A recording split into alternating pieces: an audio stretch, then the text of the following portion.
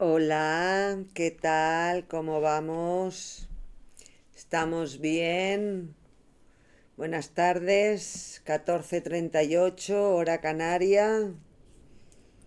Y aquí estamos un ratito más en un live que titulado Tomasito, aquí no. Antes de hablar de Tomasito, pues indicar que aquí se fuma, indicar que soy una mala, malísima influencia y que por favor se pongan todas las restricciones que se tengan que poner. Encima me está diciendo que la red es inestable, así que veremos. Voy a acercar esto un poco para acá. A ver si así... Parece que lo he metido un poco demasiado al rincón, el móvil. Está diciendo, uy, que no.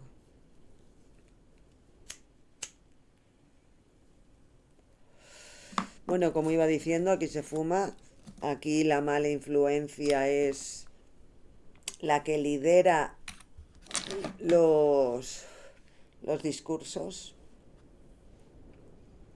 Y por eso que quede claro para que, en este caso TikTok, ponga todas las restricciones. ¿Ves? Ya lo ha hecho. Ya ha puesto las restricciones.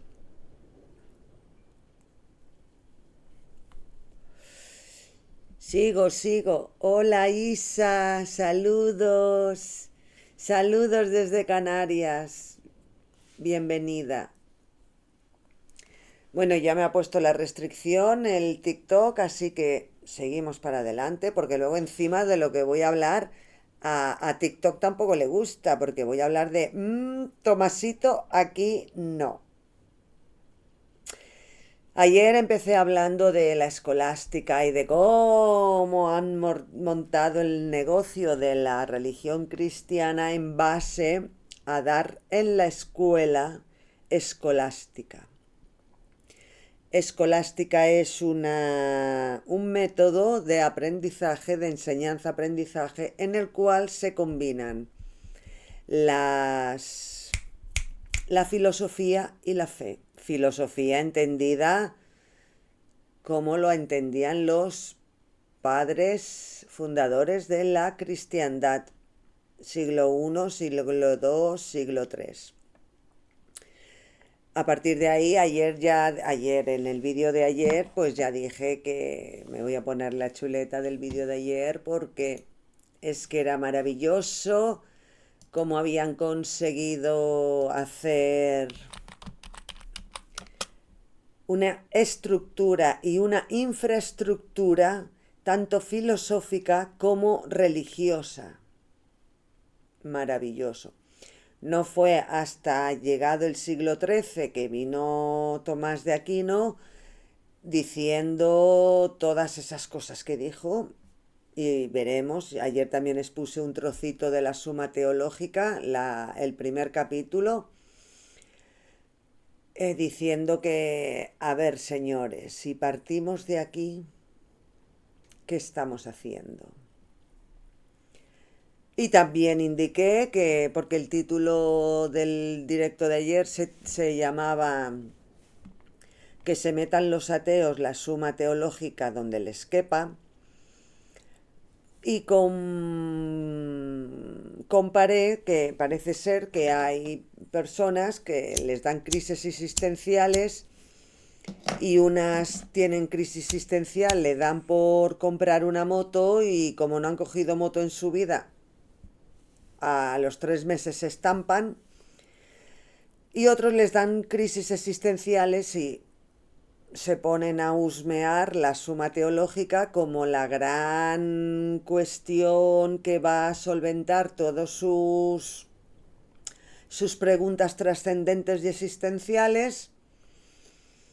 Y ahí están dándole que te pego a la suma teológica y luego se elevan como refutadores de las 5 vías tomistas. Y a mí es que me da una risa. Pero bueno. Cada uno con su tiempo. Yo te digo una cosa, que antes de que te dé un berrinche existencial y te compres una moto y te estampes por ahí, pues que te dé una crisis existencial y te pongas a mirar la suma teológica, pues ¿qué quieres decir? Si yo soy tu pareja, a mí me va a costar mucho menos dinero, mucho menos cansancio físico y cognitivo que el estar curando a alguien ahí porque, ay, le ha venido la crisis existencial de los 40 y se ha comprado una moto y se ha estampado. Como tantos y tantos que he conocido a lo largo de mi vida.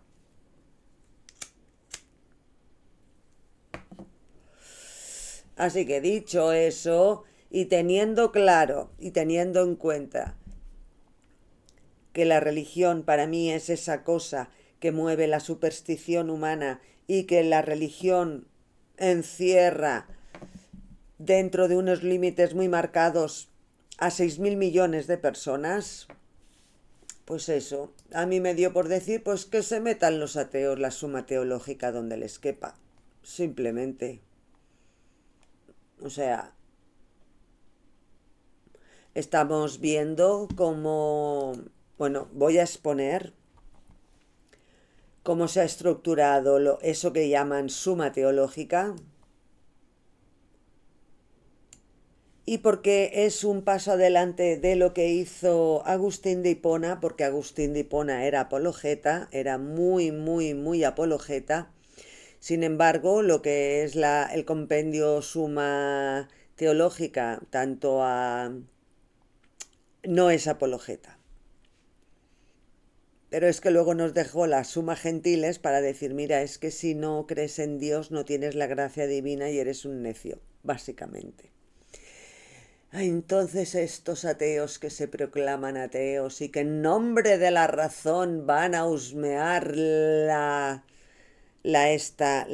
suma teológica basándose, la suma teológica, su autoridad está en la Biblia, toda la Biblia, los 76 libros que hay autorizados de la Biblia, porque para eso se hacen concilios, para quitar y poner libros de la Biblia. Y después el tema de los textos que dejaron los primeros padres, estos que estaban como un cencerro y se iban al desierto a pregonar, luego volvían y decían, ay, he visto a Dios y me ha dicho esto.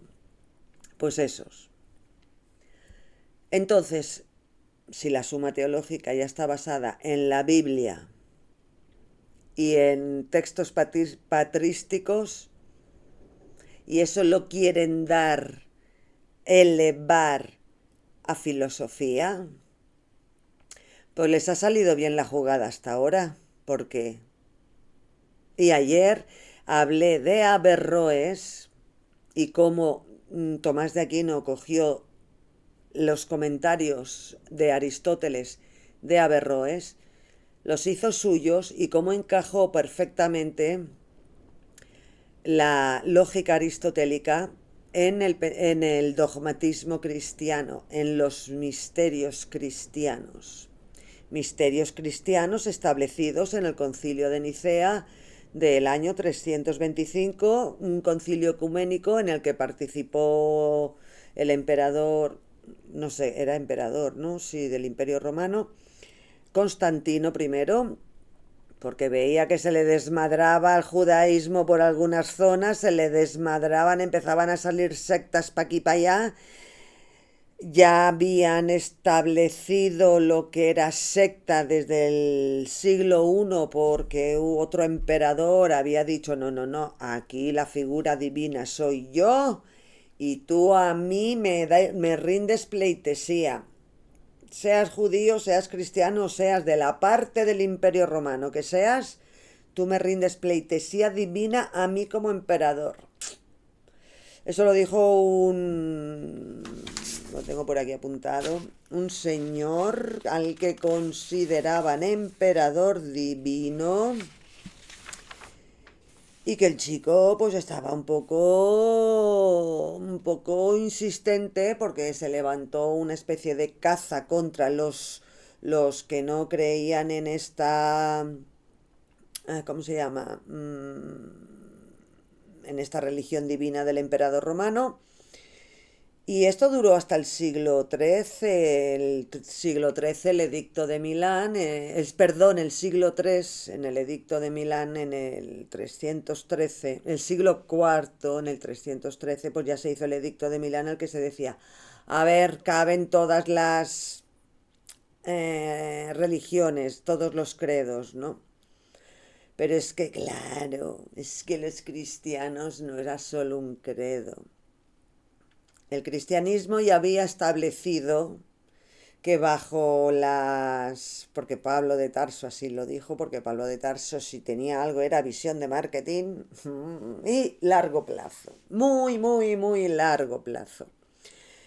Entonces, cuando se montó el chiringuito de la industria de la religión cristiana ya por el siglo I, pues empezaron a llamarse que ellos pueden explicar el linaje humano en base a la salvación del alma, porque ellos son la luz divina de la sabiduría y para eso tienen que hacer evangelización apostólica.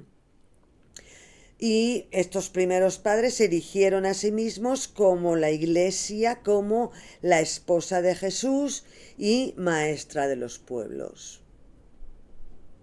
Y se quedaron tan tranquilos. Dijeron, toma, ahí queda eso. Historia con H mayúscula, ahí queda eso.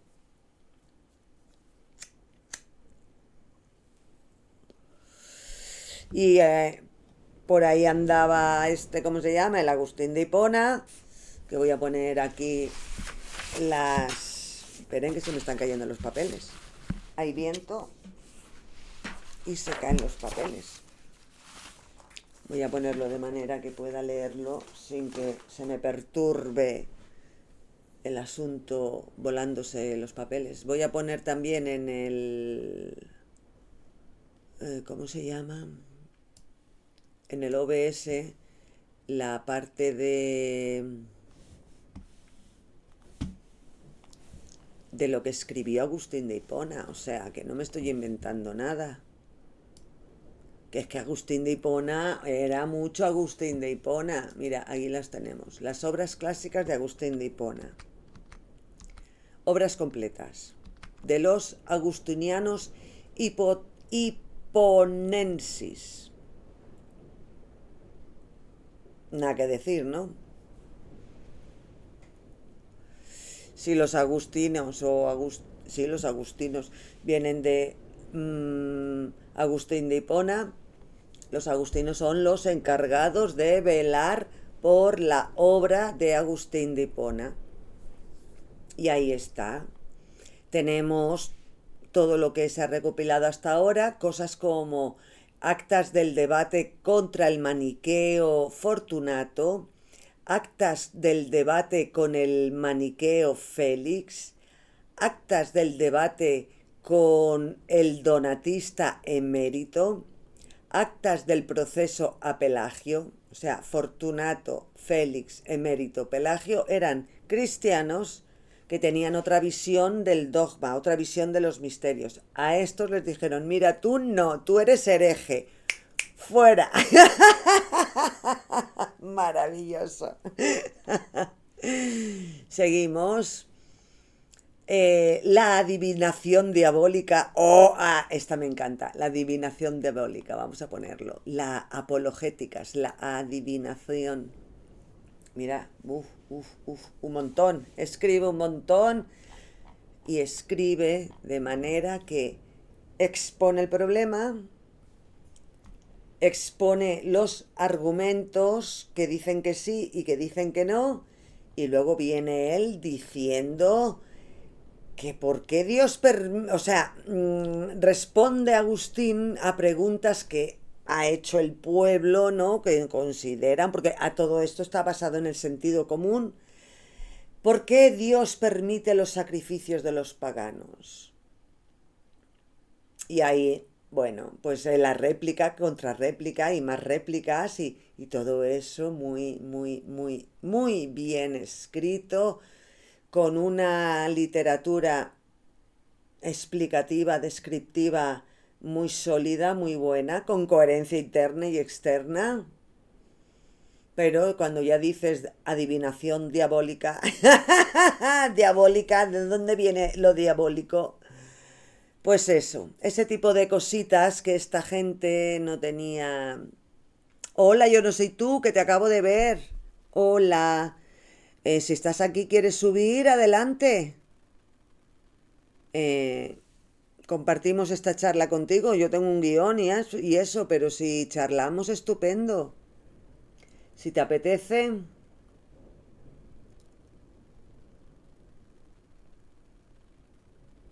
Bueno, ya me dices. Yo sigo. Bueno, aquí vemos algo de adivinación diabólica. Podemos ver otro tipo de en el índice el combate cristiano. Ah, la ciudad de Dios, hombre, la obra cumbre de Hipona, ¿no? De Agustín de Hipona. La ciudad de Dios. Ah, vale, yo no soy tú, vale, genial. Pues yo sigo con el rollo. Y no voy a poner la ciudad de Dios porque eso queda para otro día, porque eso es muy grande, muy largo y ¡ay, qué pereza me da!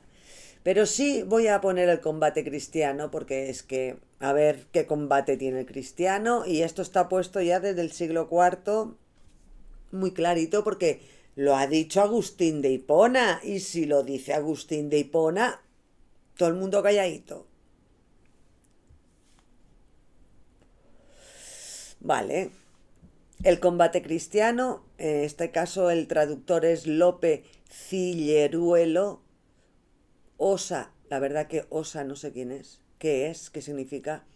Las revisiones de Domingo Natal, Osa, Orden Sacra Agustiniana, será por ahí, vale.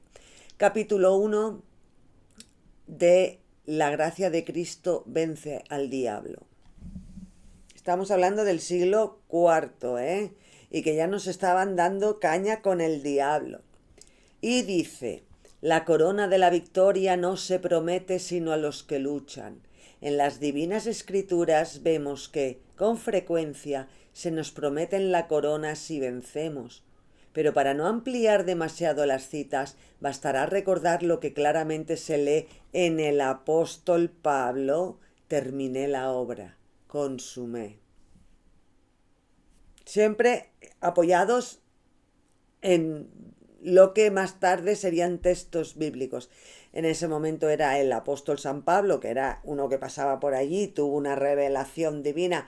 No se sabe muy bien si se cayó del caballo, si se dio un trompazo, si le dio una apoplejía, qué coño le pasó. Total, que era un señor judío criado en la educación griega y que trabajaba para los judíos eh, en recaudador.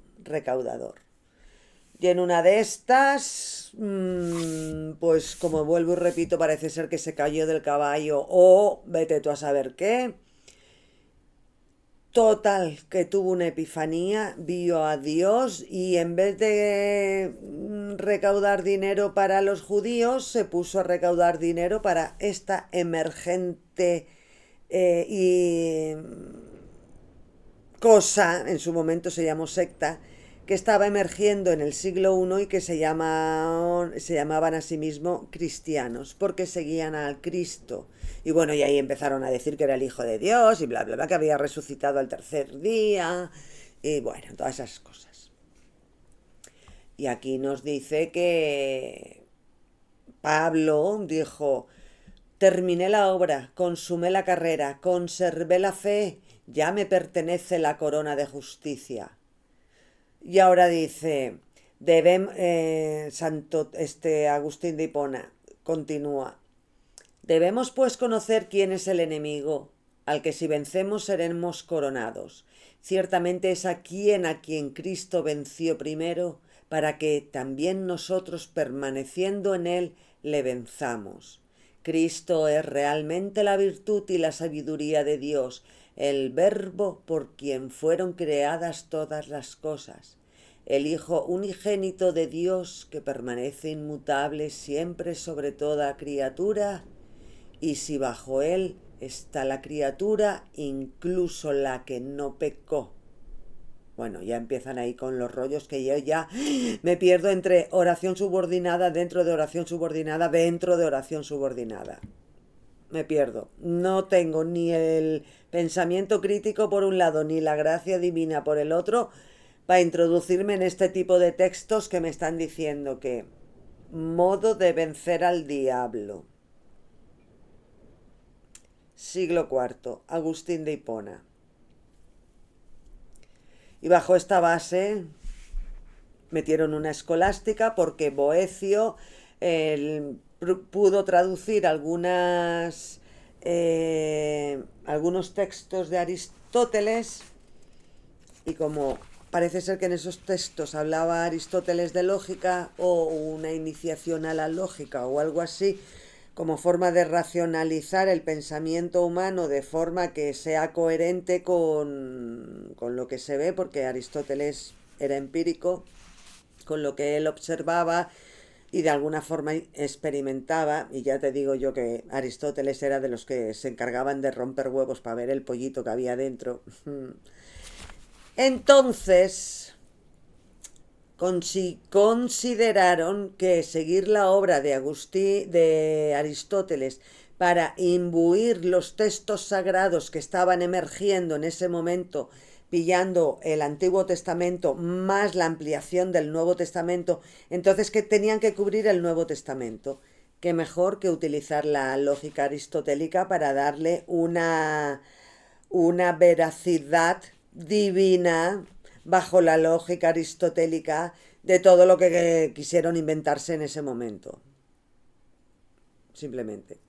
Dicen que los hechos de los apóstoles es histórico, y reuniones como la separación que hay definitiva del cristianismo y el judaísmo es la circuncisión.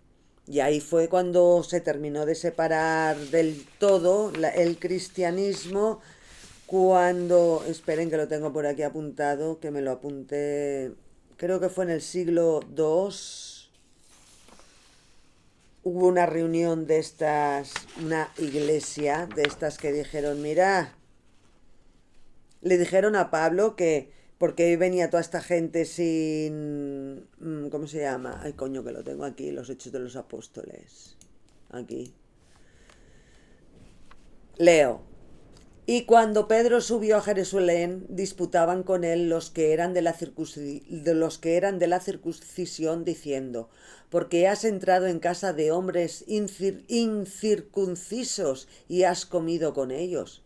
Entonces comenzó Pedro a contestarles por orden lo sucedido, diciendo, estaba yo en la ciudad de Jope, orando, y vi en éxtasis una visión, algo semejante a un gran lienzo que descendía, que por las cuatro puntas era bajado del cielo y venía hasta mí. Cuando fijé en él los ojos, consideré y vi cuadrúpedos terrestres y fieras y reptiles y aves del cielo. Y oí una voz que me decía, levántate, Pedro, mata y come. Y dije, Señor, no, porque ninguna cosa común o inmunda entró jamás en mi boca. Entonces la voz me respondió del cielo por segunda vez, lo que Dios limpió no lo llames tú común. Y esto se hizo 3 veces y volvió todo a ser llevado arriba al cielo. Y he aquí luego llegaron 3 hombres a la casa donde yo estaba, enviados a mí desde Cesarea, y el Espíritu me dijo que fuese con ellos sin dudar. Fueron también conmigo estos 6 hermanos, y entramos en casa de un varón, quien nos contó cómo había visto en su casa un ángel, que se puso en pie y le dijo, envía hombres a Jope y haz venir a Simón, el que tiene por sobrenombre Pedro, y él te hablará palabras por las cuales serás salvo. Va, no sigo porque ya me duele la garganta. Bueno, pues a partir de ahí se acabó la circuncisión y se acabó comer carne que no fuera sacrificada por el rito judaico. Hechos de los Apóstoles.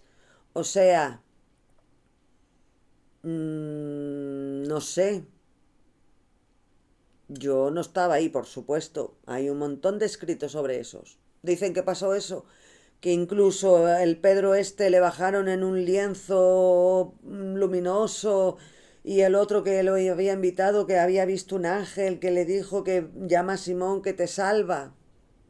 Están montando las bases, los dogmas de la religión de la salvación, que es el cristianismo.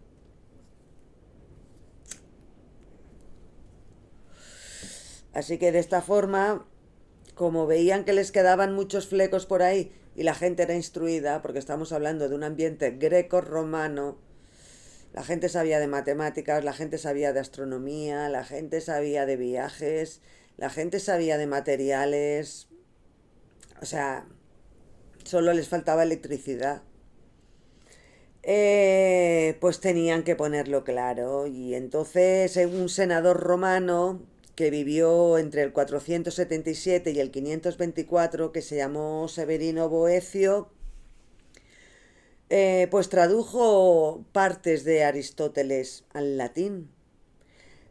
Y luego Juan Escoto en el año 810, que vivió entre el 810 y el 877, fue el que fundó lo que se conoce hoy como apologética, ¿no? O sea, bien establecido. También se llamó, perdón, estableció la apofática, la teología negativa, todo lo que no es. Bueno, pues estos dos señores, el Severino Boecio y el Juan Escoto, que uno vivió en el siglo V y el otro en el siglo IX, pues se consideran los padres de la escolástica, con la base fundamental del dogma, los dogmas cristianos que ya se encargaron en el concilio de Nicea establecerlos, con la lógica aristotélica que tenían al alcance a ese momento por las traducciones de Boecio y poco más.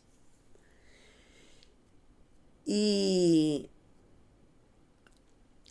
y dieron impulso a eso que llamaron pensamiento en armonía. El pensamiento en armonía era establecer que la fe y la razón se complementan. Y ahí está Agustín de Hipona para decir, sí, sí, sí, sí, la razón y la fe se complementan, que lo digo yo. Y encima digo que fulanito, menganito y el otro y el otro y el otro son herejes. Así que me los quitan de mi vista, que yo con herejes no me hablo. Maravilloso. Maravilloso. Vamos a poner otra vez el índice de Agustín de Hipona porque es que me parece eso del modo de vencer al diablo. ¿Cómo viven los demonios en el cielo si son príncipes de las tinieblas? Ah, claro, y luego empiezan con la teoría de los maniqueos. Eso es lo que dicen los maniqueos. De cómo los espíritus malos habitan en el cielo. Es que me encanta, si esto es el libro de fantasía, es que no nos hace falta ¿cómo se llama? Ni Sanderson, ni Erickson, ni todos estos que han hecho dragones y mazmorras y dragones y estos de... Bueno, una serie que yo ni vi porque vi dos fotogramas y dije, esto no es para mí, y es que no es para mí. No la he podido ver. Es muy famosa, muy famosa. Va de dragones. Dragones muy... Dracaris se llama el dragón. Eso sí que me lo sé. Que el dragón uno de los dragones se llama Dracaris. Estoy yo aquí peleándome con los mecheros.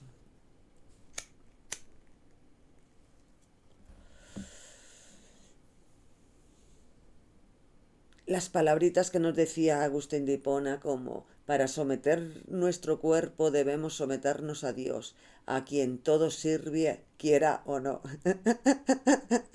Mira, y tú a mí me dices que esto es palabra revelada. Yo es que me descojono de risa, vamos. Es que no me fastidies. No me fastidies. Y que haya hoy en día, gente que esto lo considere digno de literatura siquiera. Literatura, no dogma religioso. Es que ni para literatura sirve, colega. Pero bueno, Hay toda una orden que se llaman los agustinos encargados de velar por esta. Voy a ver cuántos agustinos hay en el mundo. Orden agustinos, ¿cuántos son? Que seguro que son muchos. Agustinos, ¿cuántos son? Porque luego veremos los tomistas.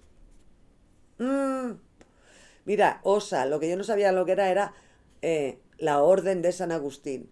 Y los señores de la página web que la que me he ido, eh, ponía fulanito de tal OSA, o sea, que pertenece a la Orden de San Agustín. Vale, pues mira, lo acabo de aprender. Fantástico, maravilloso. 2.800 agustinos en 47 países en todo el mundo. Dice aquí la página sobre agustinos, Agustinian Vocation.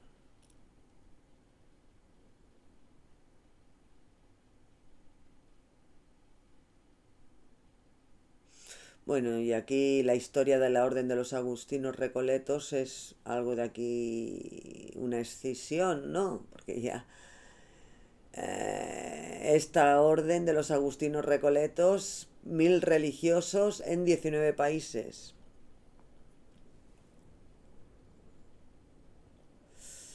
Aquí, ¿quiénes son los agustinos? La orden del nuevo Papa León. A ver si es el León XIII, porque el León XIII, que lo tengo previsto comentarlo, fue el que instauró la escolástica moderna. Ah, no, ¿quiénes son los agustinos? La orden del nuevo Papa de León XIV, el Papa que hay ahora. Bueno, esto no me interesa. Solo que si este Papa es agustino. Madre mía, madre mía. Nos teníamos bastante con Tomasito. Aquí no, que ahora el este es Agustino. Madre mía, no lo sabía que era Agustino, porque me da igual, que me da lo mismo, pero bueno. Sigo. Estamos en el momento en el 325, en el Concilio de Nicea, en el que se establece el dogma cristiano, se condena la herejía arriana, entre otras. Hay una disciplina eclesial, hay 5 patriarcados, se establecen 5 patriarcados con sus correspondientes obispos metropolitanos. Las metrópolis son Roma, Alejandría, Constantinopla, Antioquía y Jerusalén. Todo amarrado y bien amarrado. Hay que llevar los dogmas de fe cristianos bajo la lógica aristotélica con la infraestructura civil romana. Vamos, el triángulo perfecto. Es que no puede haber mejor trío que una religión que te salva, que una lógica humana para alcanzar el conocimiento y el avance del conocimiento griego de ese momento, y la infraestructura del Imperio Romano, colega. Y Constantino en el 325 dijo: venga, el Imperio Romano es cristiano, con 2 gónadas aquí. Maravilloso, maravilloso, maravilloso. Y así estamos. ¿Qué pasó? Que vinieron el Severino Boecio y el Juan Escoto, que tardaron 4 siglos en venir, y pusieron la escolástica. Y la escolástica es la unión teórica y práctica de razón y fe. Pero que la razón se mantenga subordinada a la fe. Eso no hay que olvidarlo. Ese es el condicionante. Vale, pues empezaron a salir eminencias que, en base a las traducciones y a los comentarios de Averroes, comentarios de Aristóteles de Averroes, todos estos sabios cristianos empezaron a coger y a decir, a ver, sí, sí, sí, muy bien, muy bien. Ya vimos que Averroes hablaba de muchas cosas, sobre todo jurídicas, médicas, filosóficas, entre otras. Averroes separó lo que era fe, lo que era religión, lo quiso dejar claro en todos sus escritos. La fe nada tiene que ver con, perdón, he dicho fe y religión, no, quería decir fe y filosofía. Eh, la fe nada tiene que ver con la filosofía, filosofía entendida al estilo griego o, si se quiere, helenístico, que se amplía mucho más el campo.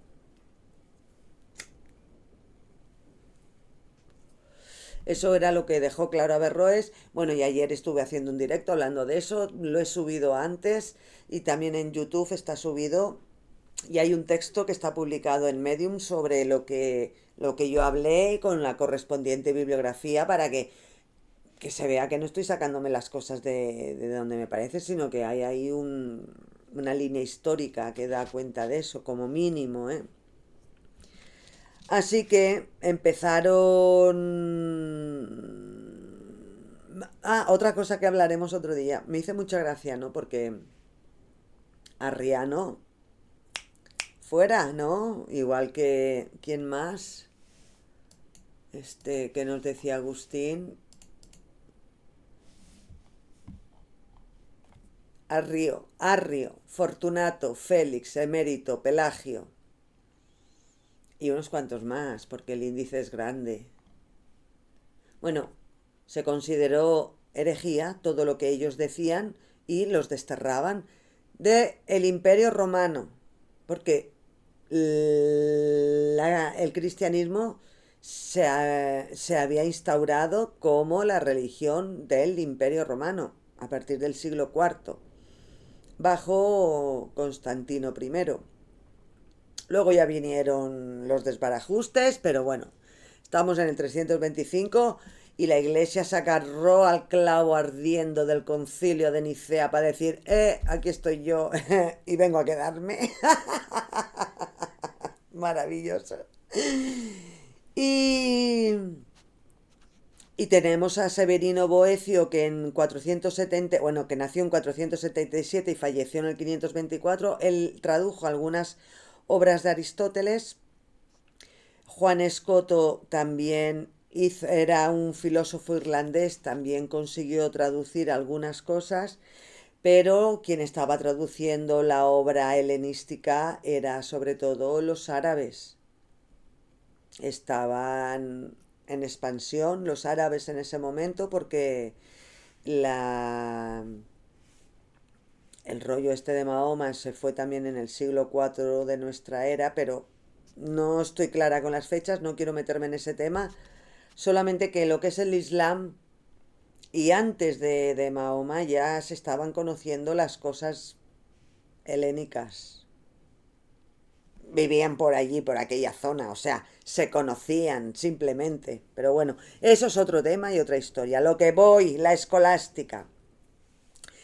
Que la escolástica quería conseguir de todas la unión teórica entre razón y fe. Teórico y práctico, ojo, teórico y práctico.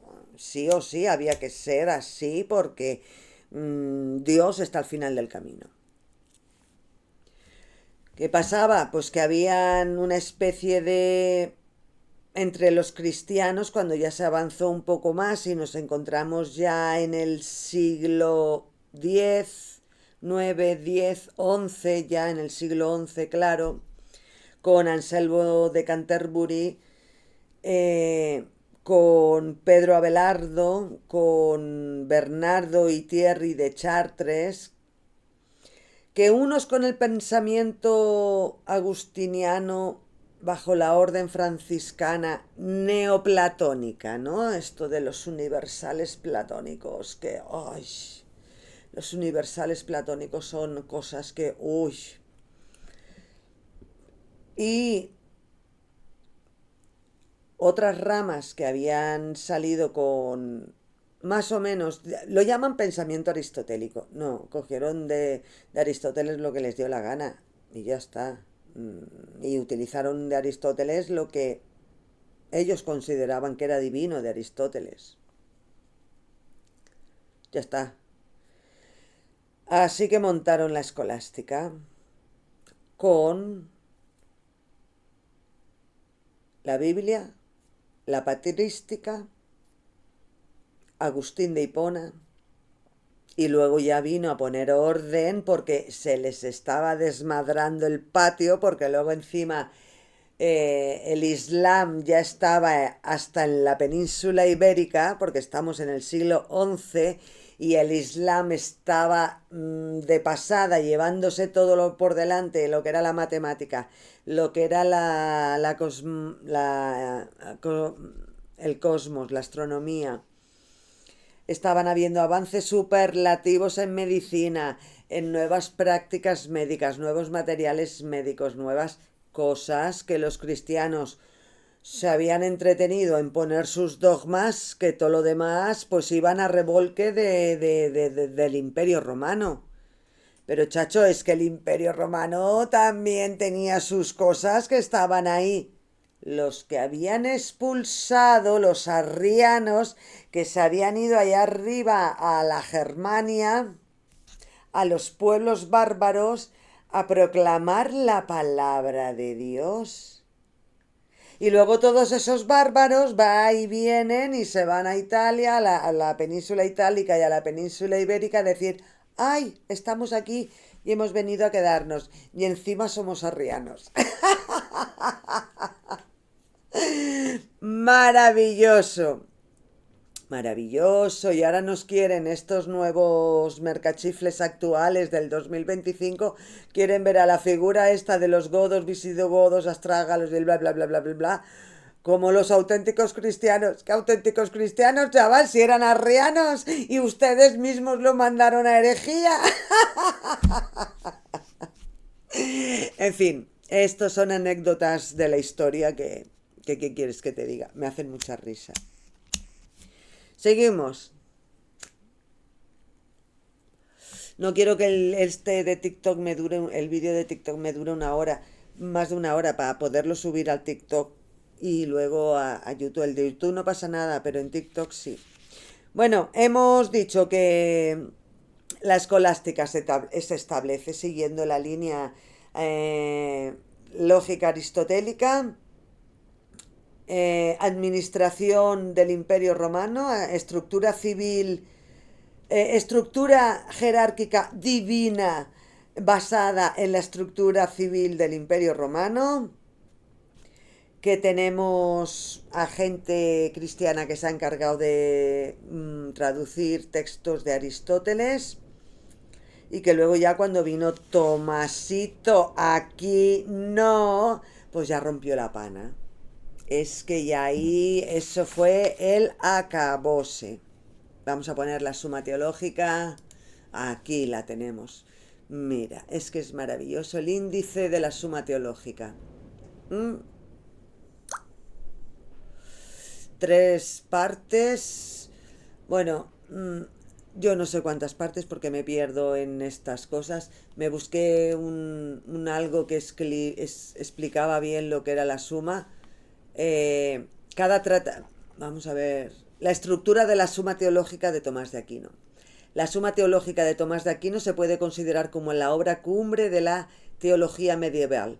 Tuvo y sigue teniendo una enorme influencia en muchas cuestiones de teología cristiana, especialmente católica. Está pensada como una especie de manual para la educación teológica de las personas y se complementa estrechamente con otra obra anterior de Tomás de Aquino, la Suma contra Gentiles. La principal diferencia entre ambas es que la Suma teológica no se advierte ninguna intención apologética del cristianismo frente a los no creyentes, cosa que está perfectamente clara en la Suma contra Gentiles. O sea, el chico dijo en la Suma teológica cómo hay que creer en Dios porque lo dice la Biblia, y luego con la Suma de Gentiles a ver cómo hay que decirle al gentil, o sea, al que no es cristiano, que no seas necio por no ser cristiano. Maravilloso, maravilloso, maravilloso. Los contenidos versan la primera parte Dios uno, Dios trino, la creación, los ángeles, el hombre, el cosmos, la providencia. La segunda parte, la primera sección, el acto humano, la pasión, el hábito, virtud, pecado, la ley antigua, la ley nueva, la gracia, el mérito. El segundo y la segunda parte, la segunda sección, fortaleza, templanza, carisma, estados, virtudes cardinales, prudencia, justicia, fortaleza, templanza, la tercera parte, Cristo, la encarnación, vida y pasión, sacramentos, bautismo, confirmación, Eucaristía, penitencia. Y luego el suplemento, ¿no? De la tercera parte, completada por discípulos de Tomás de Aquino, en el que habla el orden de los sacramentos, el matrimonio y extremunción, el juicio final, los novísimos, muerte, juicio, infierno, cielo. Vamos, que te lo deja claro. Te lo deja clarito para que no te pierdas en esto de tener claro lo que es creer en Dios, tener claro lo que es tener la gracia divina.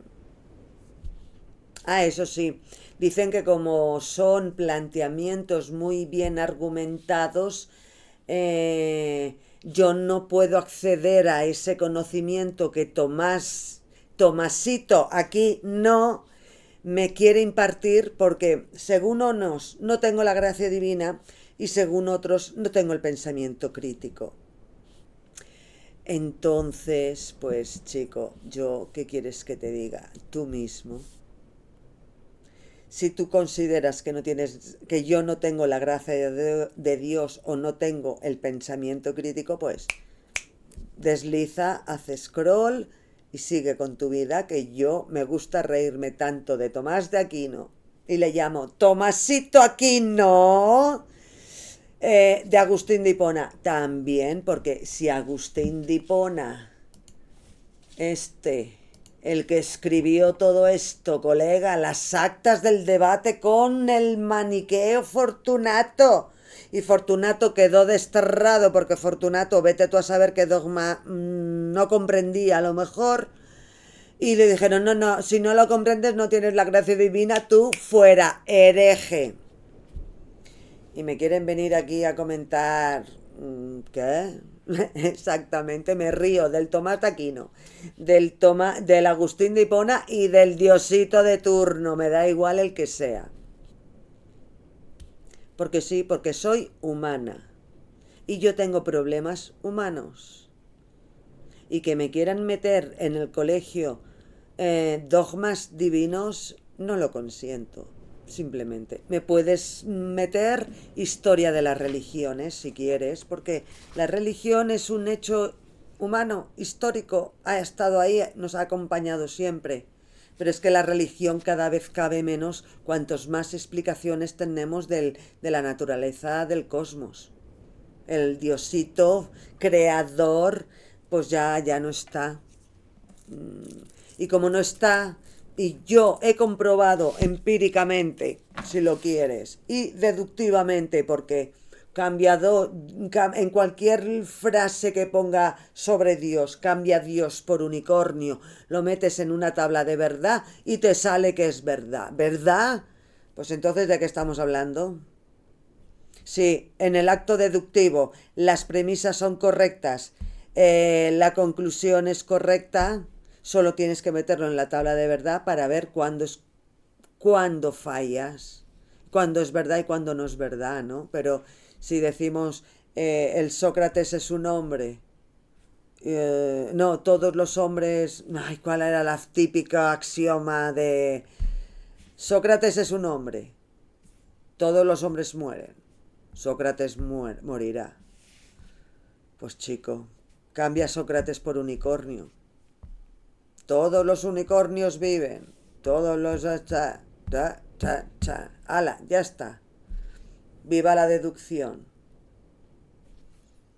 No importa que en las premisas haya algo que esté basado en hechos reales o en hechos fantasiosos. Solo tiene que tener la estructura lógica coherente de la deducción. Muy bien. Pues menos mal que vino Aristóteles y dijo, mira chico, que de vez en cuando hay que experimentar para enterarse bien de las cosas. El empirismo que se llama. Bueno, total, el rollo este, el neoplatónico y empirismo, mundo de ideas, mundo de la experimentación, la realidad, de la investigación, todavía hoy es motivo de debate. Yo no debato porque o bien no tengo la gracia o bien no tengo el pensamiento crítico. No puedo debatir. Entonces me quedo con mis charlas de meterme con Tomás de aquí. No, porque no me hace falta un Dios para vivir. Y yo he visto que a la vida no le hace falta un Dios para nada. Para nada. La vida emergió y aquí estamos. Simplemente. Pero eso no están preparados para esa conversación. Eso lo dejamos para otro día. Total. Que tras los paquipaya que tenían esta gente para erigirse los líderes de la religión en Occidente, estamos ya en el siglo XI, XII con Tomás de Aquino, siglo XII. Averroes estaba en el siglo XI traduciendo y diciéndole a todo el mundo, mira, la mujer esto, los oligarcas estos, la justicia esto, la medicina esto, un montón de cosas, pero no, tenía que venir Tomás de Aquino a poner su chorra encima de la mesa y decir, no señor, el cristianismo es lo que vale y yo que soy cura de vocación, voy a dejarlo claro, porque el único argumento que tenía ese hombre, todo el pitostio que montó, es ser cura de vocación, punto, no tenía más. Una de las partes que hicieron estos primeros cristianos fue a la filosofía griega, que tenía muchas escuelas y muchas corrientes, fue quitarlas. Quitó el epicureísmo, quitó el escepticismo y del estoicismo solo cogió lo que le parecía. Y el resto del estoicismo pues también lo consideró herejía. Es que esas son las trampas y las deshonestidades que estaban haciendo esta gente. Es que no estamos hablando de alguien que no, era alguien que venía a manejar el cotarro y sabía lo que tenía que hacer administrativamente para manejar el cotarro y sabía lo que tenía que hacer literariamente para abrirse camino como mínimo a través del Imperio Romano y lo llevaron a cabo con una disciplina y a rajatabla, al principio utilizando mujeres, sobre todo viudas ricas que aportaban dinero, estancias, hoteles no pagados. Chacho, el mechero.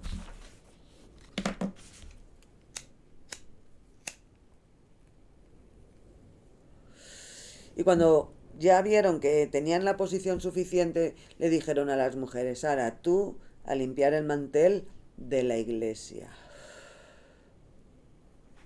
Y en esas estamos todavía. Estamos en 2025 y aquí estamos. Algunos países suplicándole a la iglesia que les dejen medicina maternal como mínimo. Porque si no son designios de Dios, pues todo en base a leyes naturales, humanas y divinas que montó para mí gentuza como el Tomás de Aquino. Lo siento, gentuza. Gentuza que tapó a Averroes, porque como Averroes estuviera vigente, que Averroes ya tenía problemas con el propio Islam, porque le dijo a los oligarcas que separaran fe y filosofía, porque le dijo a los oligarcas que el pueblo no tenía que sentirse ni ser subyugado por los mandamases. Averroes que dijo que la mujer tenía que tener rango de ciudadano, porque era una ciudadana, simplemente. A ese lo taparon. Y todavía lo siguen tapando hoy por hoy. Y Averroes era el siglo XI en el Islam, en plena Córdoba, España, diciendo esas cosas. Y trabajando en cuestiones como traducir Aristóteles y comentarlo, pero no solo Aristóteles, más autores griegos, grecorromanos en este caso. ¿Qué hizo Tomás de Aquino cuando se vio el percal del Islam, de que ya habían voces que querían hacer cismas? Pronto vendría el protestantismo, o sea, ya habían voces que se estaban levantando en el propio cristianismo y había que tener amarrado el cotarro porque las ovejas tienen que estar guiadas por un pastor. Pues eso, montaron la escolástica, esta cosa que es la filosofía, esta doctrina de pensamiento que interpreta el cristianismo, dicen que apoyándose en la filosofía grecolatina, no, se apoyó, ojo, intenta apoyarse en la lógica griega con el fundamento estructural administrativo del Imperio Romano. Y eso se sigue haciendo hasta hoy. Sus provincias eclesiásticas no tienen nada que ver con las provincias y las fronteras de los países. Ellos van por libre. ¿Por qué? Porque lo dice Dios. Punto, no hay más.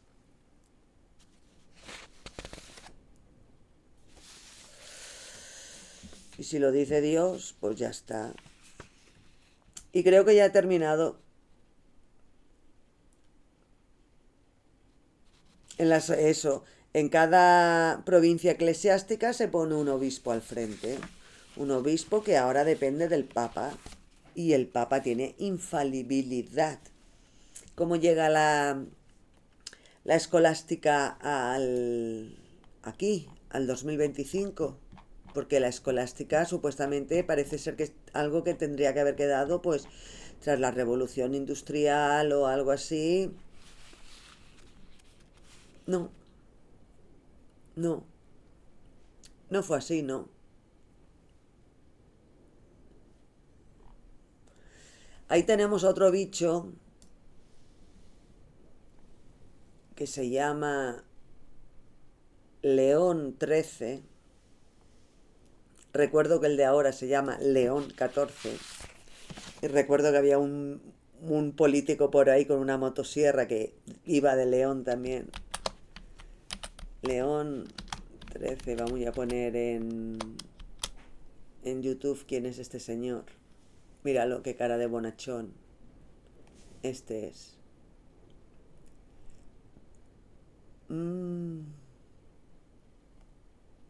Vamos a poner imágenes que se vea mejor. Míralo, ahí está. Que tiene cara de buena gente, ¿eh? Ay, qué buena gente. Míralo. Con todos esos disfraces, con todas esas parafernalias, con todos esos ritos. Bien, pues este señor hizo esta encíclica en el año... Esta encíclica se llama Aeterni Patris. Chan, chan, chan, chan. Se publicó el 4 de agosto de 1879, en el que se implementa, a ver que se lea bien, sobre la restauración de la filosofía cristiana conforme a la doctrina de Santo Tomás de Aquino. Y por esta carta encíclica, vale, ya me ha dicho que el live terminará, muy bien, voy a poner el este. Esta carta encíclica la leemos mañana, colega, porque esto tiene una enjundia que es que te cagas. Pues eso, lo dejamos para mañana, una carta encíclica de León XIII para que para abrir boca para la nueva escolástica que viene. No, que la tenemos encima, pero conmigo han tropezado. Venga, chao.